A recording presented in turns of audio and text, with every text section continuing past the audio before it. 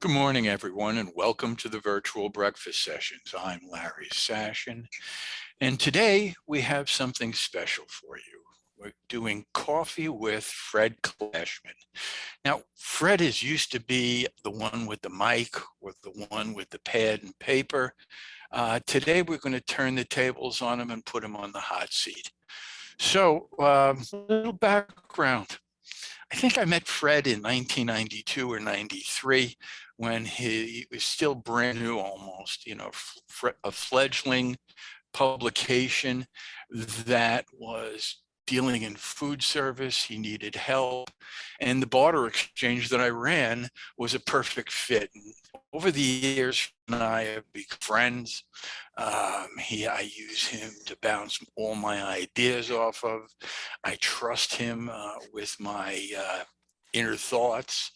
But Fred, let's dive into you. Forget about us. We'll just talk about you today. So Fred, how did you get from slapshots to question and pad and paper? How did you get from there? I think it was a short career as a sports publicist, which led to 5 firings in 5 years. And obviously it dawned on me that I wasn't very good on the publicity side. So I needed to find something, I think, that could take the competitive edge that I had from hockey. And I think that sales turned out to be that, and was lucky enough to start at a radio station in Boston and work for a terrific boss who beat the living hell out of me every day, fired me once a week for the first year, et cetera. And I kept coming back and learned a really interesting industry, which was the selling of media.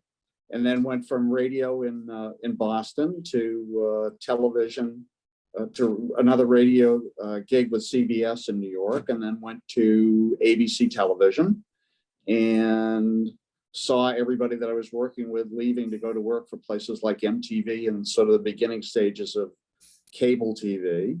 And so I said, gee, I'd like to find something that's relatively low tech. And lo and behold, we came up with this idea of a restaurant and food service trade publication. Now, did you have any background in food service before you started it? None. And still, with the exception of working in the industry, as I've said to you on a number of occasions, I cannot boil an egg. I have no culinary ability at all. And I think that that's what's led to this 30 years of curiosity. I'm amazed at what people do in this industry and how they perform every day. I think it's fascinating. Yeah, I agree. You just came back from Chicago.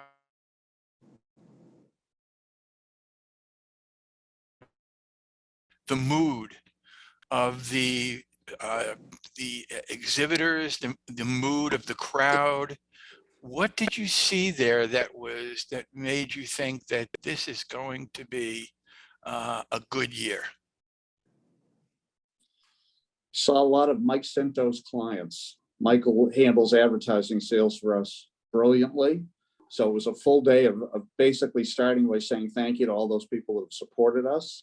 And then in talking to them, I think that what you found is there's a great deal of optimism. And I think we're still at a point where people are just happy to be out again. They're happy to be in a social setting.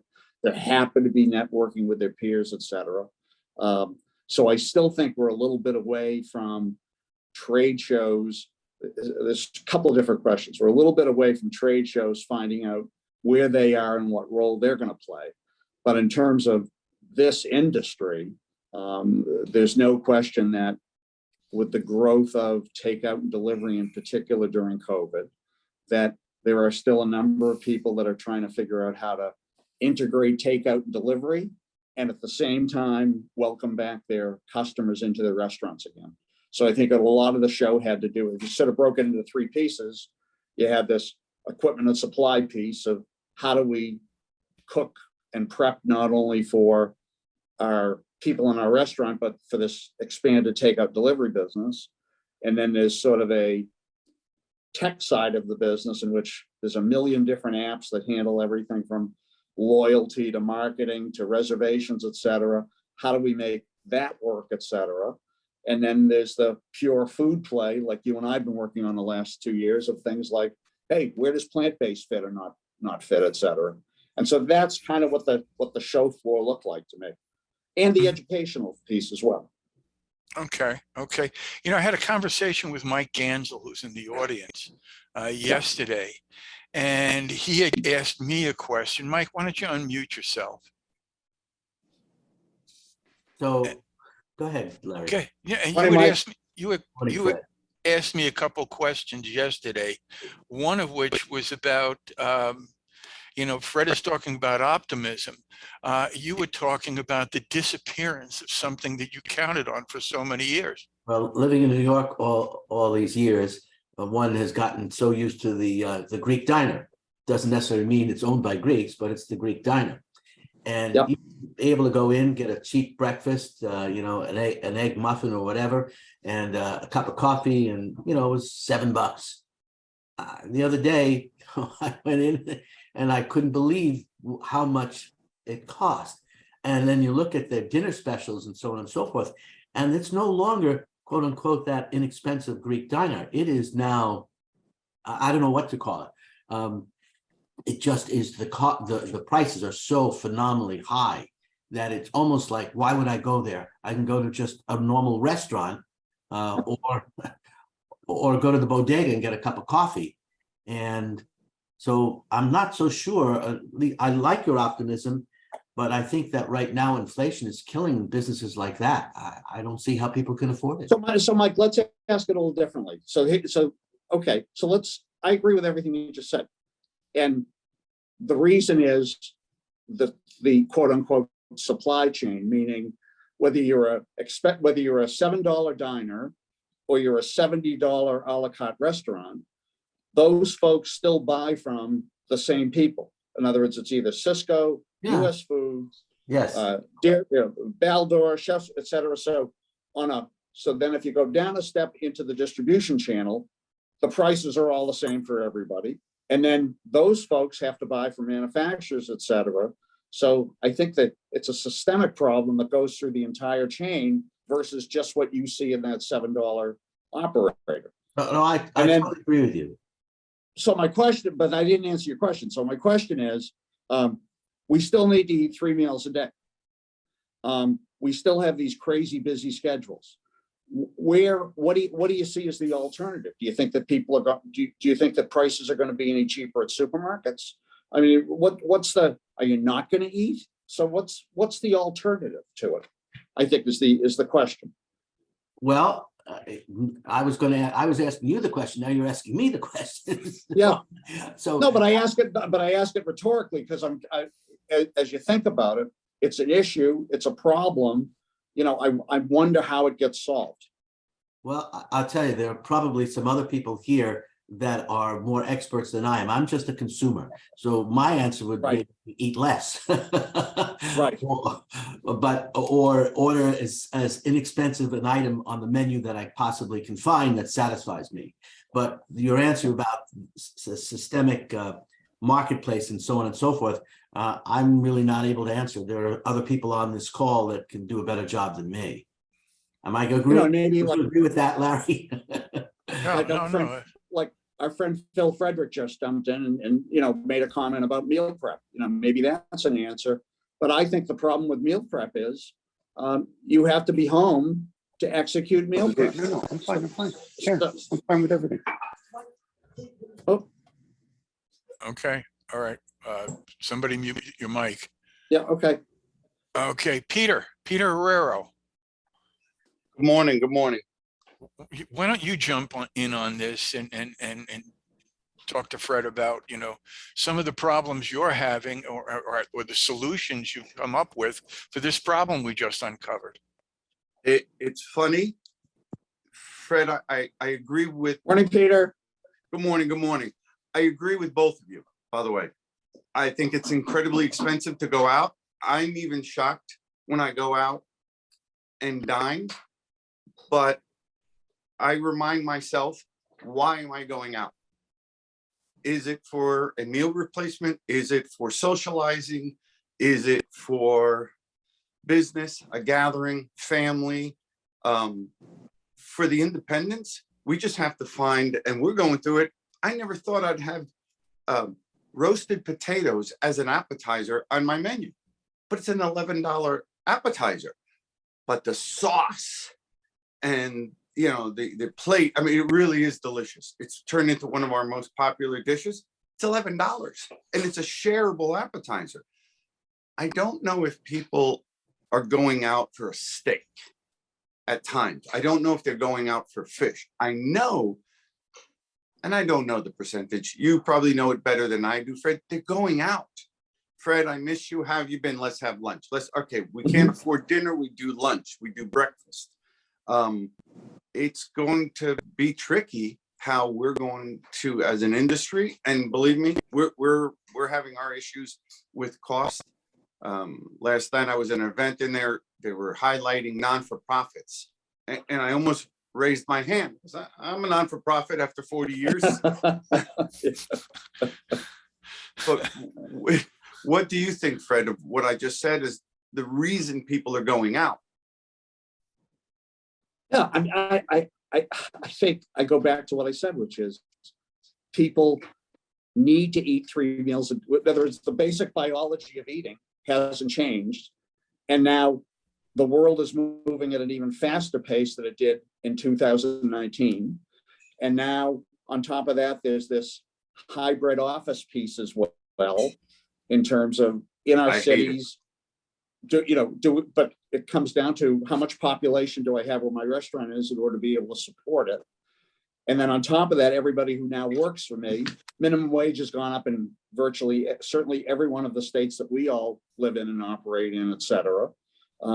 There is no pool of immigrants being able to be accessible in order to put to work into traditionally what was a busboy type of piece, et cetera. So we've got a confluence of all of these issues all at once that have created this no more $7 Greek diner breakfast, Right. et cetera. So what that means, Fred, though, in answer is that the Greek diner is going to become extinct. That's really what I don't think they are. No, I don't think they are, because here's why. Well, okay, I'll listen to you, but I have my. Go ahead. Say what.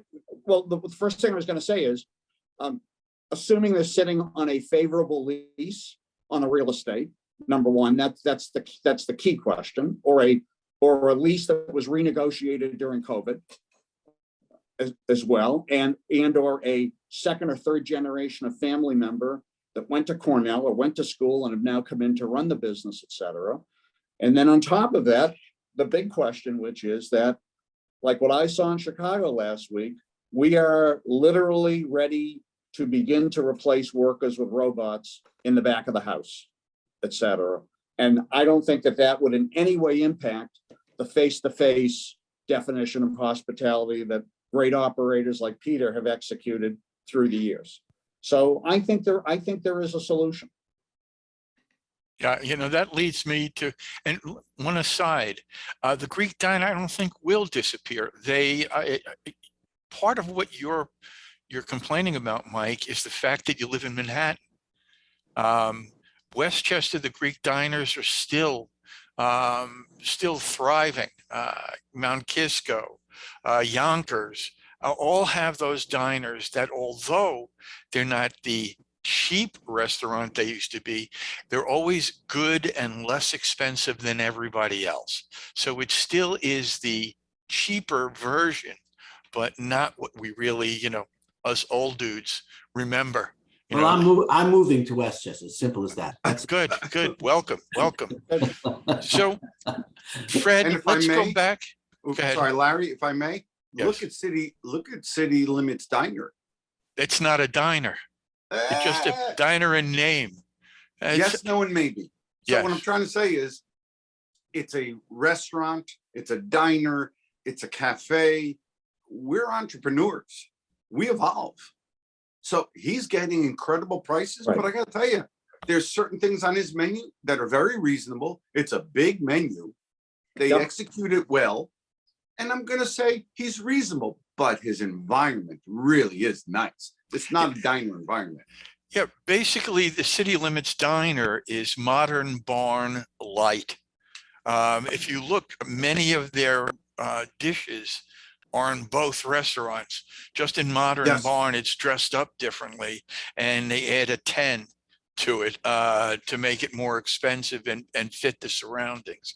But And the other, hold on a sec. The other piece, since we're talking about John Lavanos in particular, talking Mhm. about city limits, the genius of that deal, I mean, the genius of what he did was the 40-year lease that he signed in Stamford for a price I don't even want to discuss, that he then sold to another operator. So there are many entrepreneurial ways that the really smart ones and great ones make this business work. agreed. And that's what makes it fun. Yep. So let's go back to, I know it's a sore spot, a hot button of yours that you've been talking about this for years now, is automation. Automation. What did you see at the show? What is, where is automation fit in? What do you see? And what parts of the food service industry does automation fit into? Okay.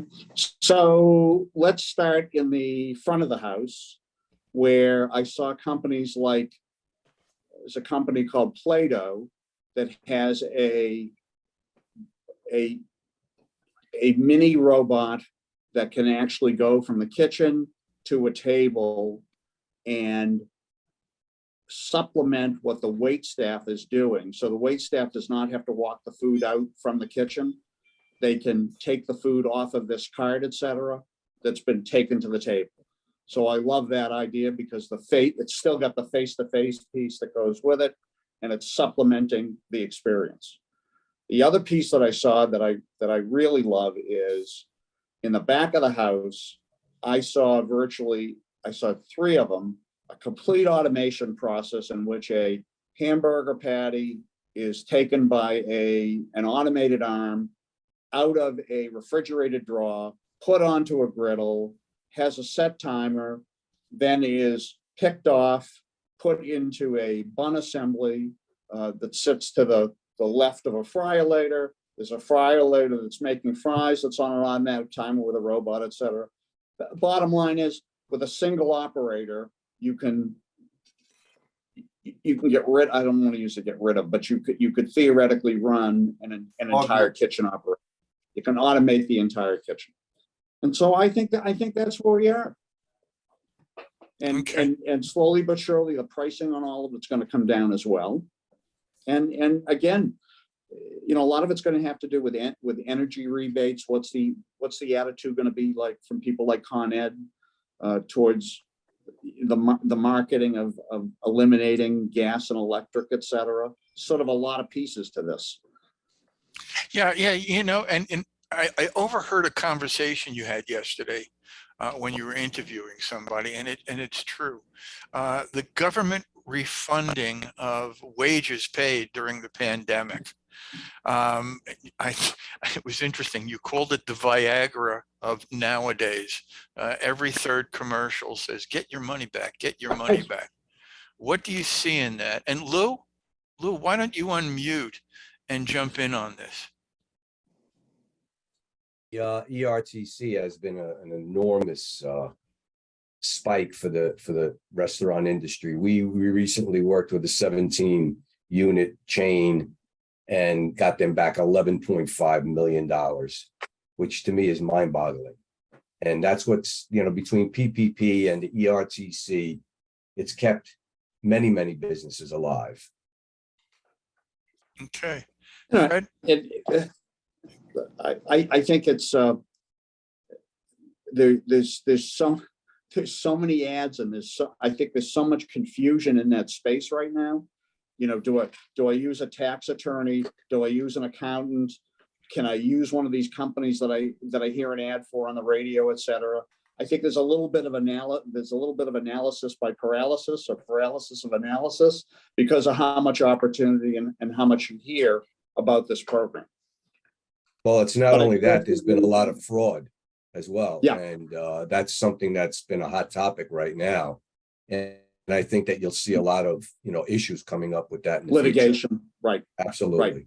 Am I going to be audited? Am I, a huge amount of problems. But I don't think that should keep you from using your traditional advisors like Lou to get information and to vet the program properly. Mm-hmm.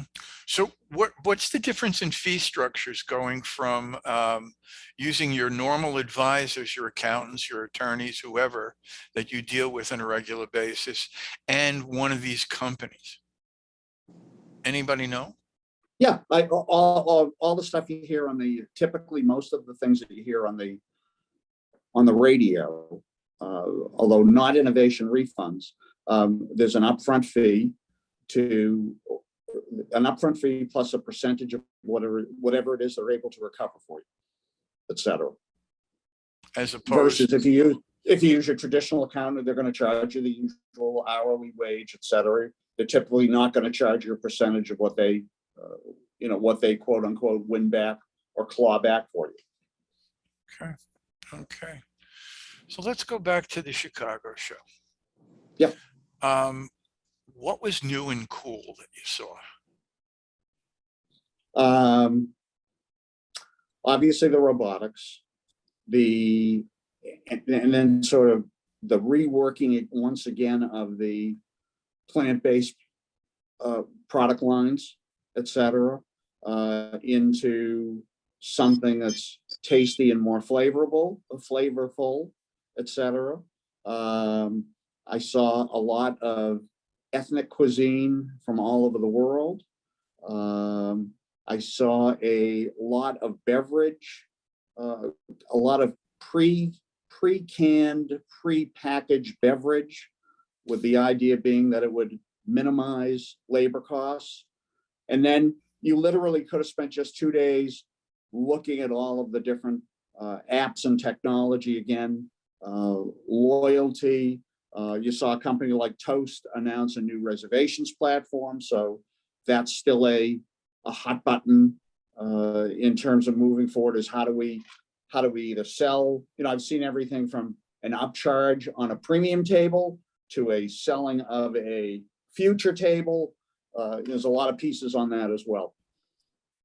So really, really interesting and innovative product. And then on the cooking side, you see things like sous vide continue to grow with a large manufacturer like Middleby that's working with John Taffer from Bar Rescue on his Taffer's Tavern program that's out there, in which everything is created by this company called Cuisine Solutions, and then shipped, and then cooked off or prepped, et cetera.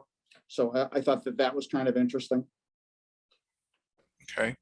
So, basically what we're talking about in the last few years is change. Now, we all know what's going on in restaurants, but which is a hell of a lot better than survival. Oh, yes. So there are other segments of food service that we hardly ever touch on. I speak to my granddaughters and they talk about what they had at school. And I remember peanut butter and jelly. I remember tuna surprise, which to this day, I have no idea what it is or was. What do you see? What do you see out there? What kind of changes do you see? What I think, Larry? I think it's more a case of what I don't smell anymore. I could remember being at Weeks Junior High School in the 1960s and smelling that god-awful pizza. Oh, that was. I think what it's really about today is about the fact that those kids that go to school, in particular, simply won't put up with the crap that we were fed, et cetera. They might choose to leave and eat fast food and eat pizza, but they won't put up with in the school what was served 50 years ago. So is there any changes besides menu that you see there? Oh, I think the type of ovens that are used, like we see a preponderance of things like, there's a company called Rationale. They have a combi oven, this convection cooking, combi cooking, et cetera. I think that's changed the way product is prepped. And I think with that has come an opportunity for a much expanded menu, et cetera. Given, of course, going back to the $7 Greek diner issue, again, what can a school afford to serve, et cetera. But that whole area, one thing we've done at Total Food through the years is we've always covered healthcare dining, we've covered corporate dining, we've covered K through 12, school and university, cruise ships. It's fascinating the breadth of what goes on every day in terms of feeding. Yeah, so let's go back to Total Food.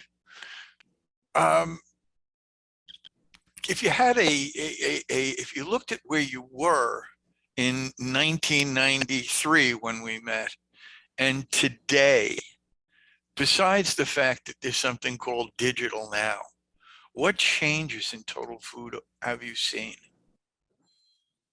Everything. And again, I think it's all tech-based change. It's as simple as the way the paper gets laid out every month. It used to be laid out on boards and then put it in a giant box and driven to the printer. We have a wonderful and talented art director and production manager in Mark Stom, who, it's basically, it's a click of a button now, and he puts together a puzzle every month. So those skills have all changed. But I think the way that people digest information and are served information is real. It's like we talk about every day. Is it a Google search has now turned into AI. We live through this world of social media with TikTok and Facebook and Instagram, et cetera. So you've got to be present and you've got to be sensitive to all of those different marketplaces. And how do you deliver that information? Yeah, and your base of your, what about the writing? What about how deep you go into stories? What about you're talking about the visual. What's the nuts and bolts? How does that change now that you have all those years under your belt? So we've always had this battle over what we do on the front page. And I've always been committed to a 1,000+ word Q&A with somebody in the industry. And I probably do it selfishly because I want to talk to them. I want to read it. I think there are so many interesting stories to tell in this industry that to be limited to 300 or 500 words to do it, I don't think does it justice in a lot of cases, because people have had some amazing career paths and we want to share them. Okay. One other question about this. So in the last 12 months, what do you think was the biggest factor for the catalyst for change that you've covered? Oh, I think it's definitely chat GPT, AI. I think that's the biggest change, is how are we going to use it in menu design? How are we going to use it in the promotion of our restaurant? How are we going to use it to run the back end of our restaurant? I think that's really, where do we go with artificial intelligence, and how do we adapt it and how do we adopt it? Okay. Any more questions from the audience? Okay. So Fred, if you're going to impart some wisdom on these people and the people who are going to be looking at the videos in the near future, give us that pearl. I have been a proponent that this is the golden age of restauranting, and I'm going to stick to that. I think there's more opportunity today. I think the deck coming out of COVID was reshuffled. I think that the operator who had no business being in this business is now out of this business. And I think with that go multiple empty storefronts across the country, and landlords that have realized that it makes a lot more sense to have a really well-seasoned, productive tenant, restaurateur, et cetera, as part of their neighborhood and as part of their retail floor plan, if you will. So I think it's the greatest time ever. And frankly, I think this automation offers a real opportunity going forward to walk gently and adroitly around these quote unquote labor issues and increased minimum wage that everybody's frightened of. Okay. Well, I mean, look at our friend Stratus that we've talked about a million times, and look at the types of deals that he carved out, et cetera, in places like Times Square, and the vision that they had, knowing that people were going to come back. okay. So you just touched on something that we haven't mentioned today: franchises. Yeah. What do you see the growth of franchises? What are the benefits? What are the downfalls? So and you know this better than anybody with the work that you've done in the past. We've talked about this. Repeat, and Mr. Herrera was an expert at this. The concept of repeatable tasks. And so the idea of a franchise was to take a food concept and then build a series of repeatable tasks around that concept, et cetera, in order to execute. So that means all I have to do is make a really good real estate decision and then adapt somebody else's concept, execute those repeatable tasks on a daily basis, and I should have a successful business.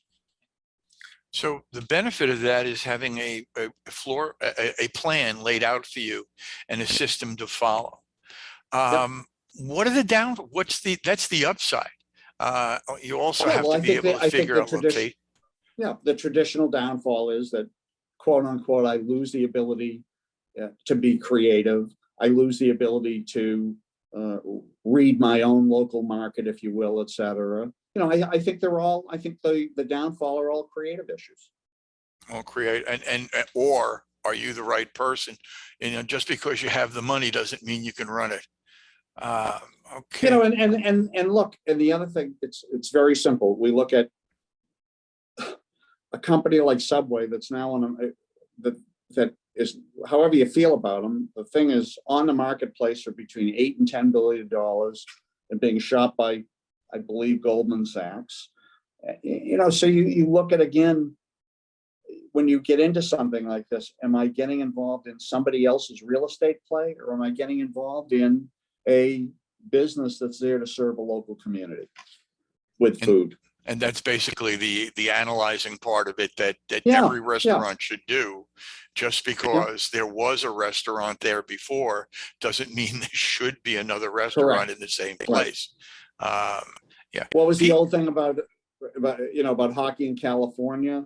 You know, that nobody went to the King games in the beginning, and the guy that owned it said that's because all the Canadians left to go to Los Angeles to get away from hockey. You know, it's just the same thing.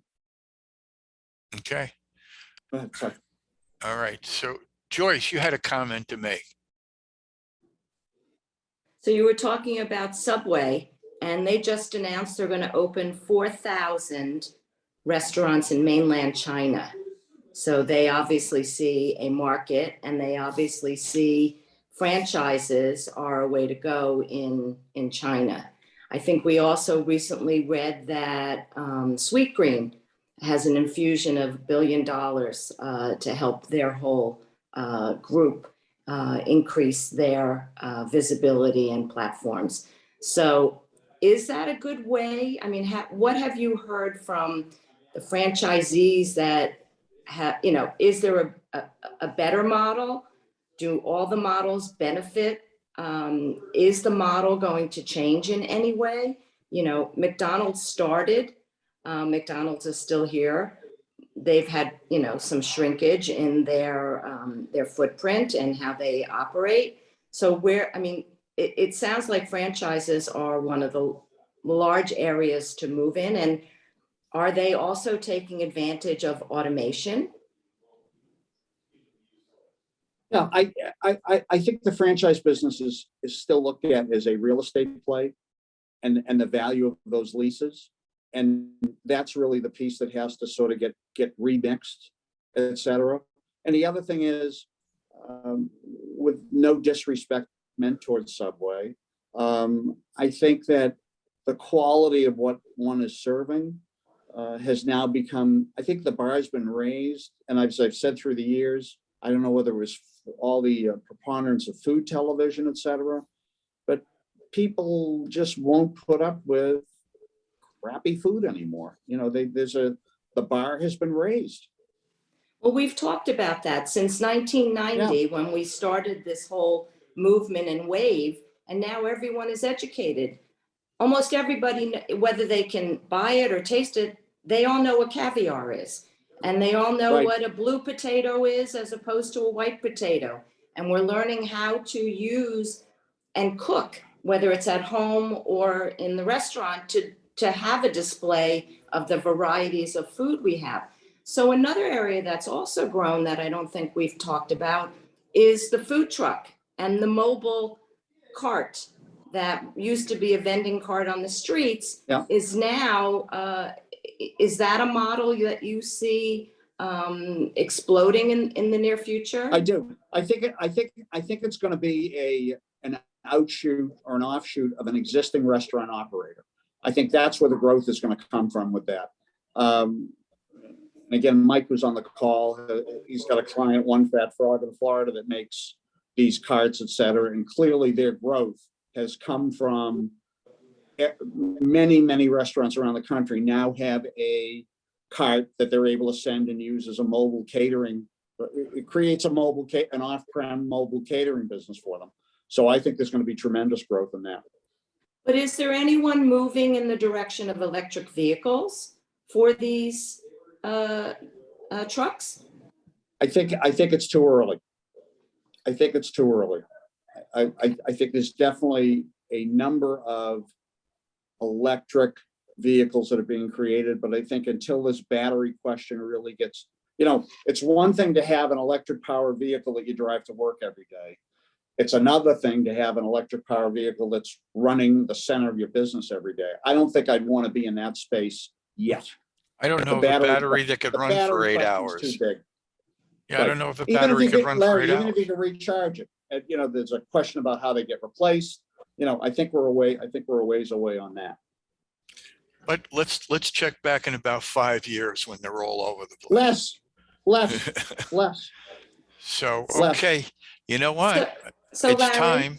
Go ahead. Larry, Last so question. there's another topic that Fred and I talk about all the time, and that's education and training.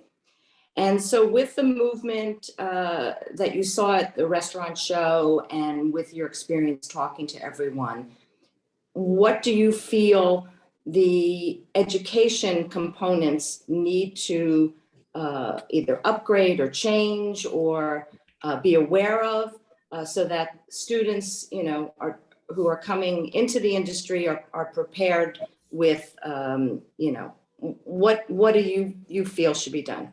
Well, I think it starts with this. I think that this former $7 minimum wage, $15 minimum wage employee needed to be trained at one level.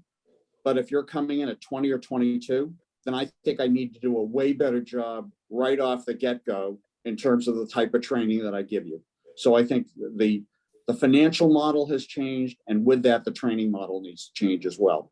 And part of that training model, frankly, going forward is going to be, how do I integrate not only with customers and fellow workers, but how do I work within an automated type of operation as well? So I think it's going to change great and become way more important. Yeah, and because And of the other thing. Go ahead, Fred. I was just going to say, Joyce made a comment, about the bar being raised on the type of food we eat. Then why is obesity still the issue that it is?